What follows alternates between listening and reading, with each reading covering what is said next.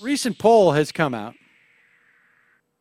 and we've seen this many times, but the recent poll has come out that Sunday morning news shows do the most to help people learn about current events, while some outlets, especially Fox News, lead people to be even less informed than those who don't watch any news at all. In other words, not only does Fox News not give you the whole story, they make you stupider.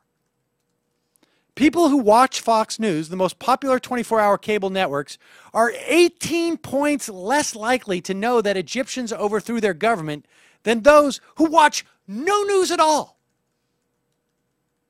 And that's after controlling for other news sources, partisanship, education, and other demographic factors. In other words, watching Fox News makes you stupider. Fairleigh Dickinson political science reporter Dan Cassino stresses that it's not a function of being Republican. Because Republicans in general were not uninformed about current events. But Fox viewers, the results show us there is something about watching Fox News that leads people to do worse on these questions than those who don't watch any news at all. And here is a prime example, brought to you in the form of Megyn Kelly and Bill O'Reilly. Say, baby, put down that pipe and get my pipe up. And here it is now. First of all, pepper spray. That just burns your eyes, right? Right. I mean, it's like a derivative of actual pepper. It's a food product, essentially. You know what else is essentially a food product? Cyanide. It's in your peach pits. It's essentially a food product. It's like, you know, some people throw salt over their shoulder. You know what else is pepper spray? It's also known by another name, mace. It just so happens that mace is a brand of pepper spray. But we ended up calling it mace. But when it's the pepper spray, it's just a little pepper. It's a little bit, this may be a little spicy, right in your eyes. And yes, it's considered a less than lethal agent, but it is deadly in some rare cases. But it's essentially a food product. But a lot of experts are looking at that and saying, is that the real deal? Has it been diluted because... Yeah, they should have more of a reaction. Yeah, but that's really beside the point. I mean, it was something that was obviously abrasive and intrusive. And in other words, what Bill O'Reilly is saying, like, just having to like wash out your eyes and scream in pain, that's not a reaction. I want to see skin peeling off the bones. I want to see faces melting like candles. Yeah, if we don't see faces melting like candles, that's a food product. And they wanted them. Several went to the hospital. Right. They just wanted them to get out of there, stop blocking what they were blocking. Yes. They wanted to scatter them. This was on the chancellor's orders. The chancellor ordered the police to go in and force. You understand that the chancellor ordered this. The chancellor.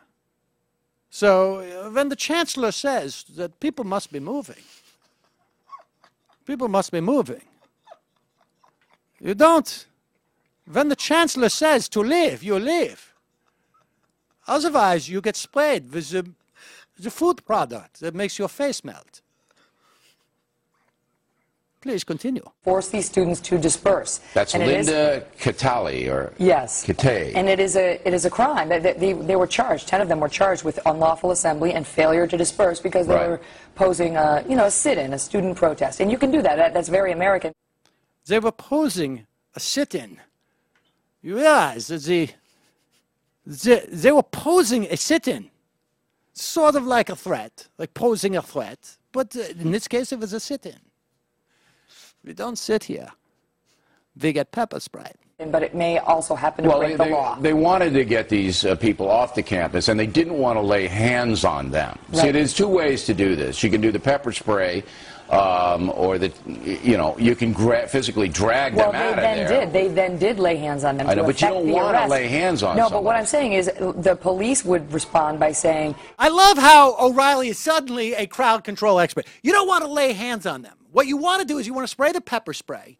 Then you want to take in the gun that will actually surround them in a force field and then lift them with the force field into the paddy wagon. You don't want to touch them. Well, they did touch them. Wait, I know, they keep going.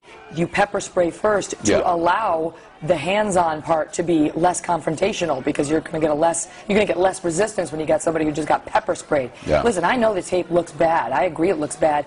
All I'm saying is that from a legal standpoint, I don't know that the cops did anything wrong. We're going to have to learn more about the facts. But the cops are allowed to use reasonable force to effect compliance with an arrest. Yep. It does look like these students were failing to disperse and were, in some cases, unlawfully assembling and perhaps even resisting arrest. There's some, you didn't show it on the tape, but where the cop goes to grab one of the students, and you can see she puts her arm back. She's not letting him grab her. You saw that the woman, when the cop grabbed her, she attempted in some way, to put her hand away. At that point, the chancellor has said, "You must leave now.